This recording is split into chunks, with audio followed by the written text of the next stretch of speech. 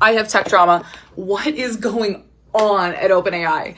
Apple just sued them. Apple, the company that OpenAI has been building like the next Siri with, filed a federal lawsuit accusing them of stealing trade secrets. And this has been building for like 2 years. So back in June of 2024 at WWDC, which is Apple's like annual product conference, Tim Cook, their CEO, called the partnership with OpenAI a new chapter in Apple innovation.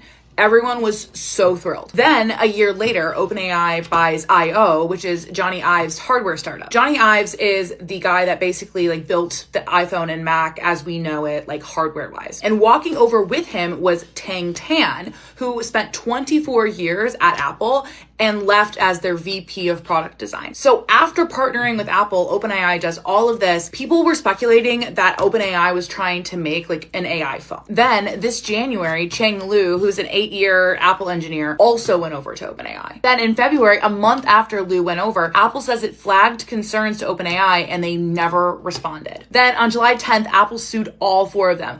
OpenAI, I.O., and Tan and Liu personally. And the complaint is a lot. So Liu allegedly never returned his Apple-issued laptop when he left. He exploited a bug in their authentication protocol to get back into their network and allegedly take documents. The complaint also alleges that Liu coached a colleague, someone who is still working at Apple, on what confidential material to study before her OpenAI interview and how to avoid trouble with the security team.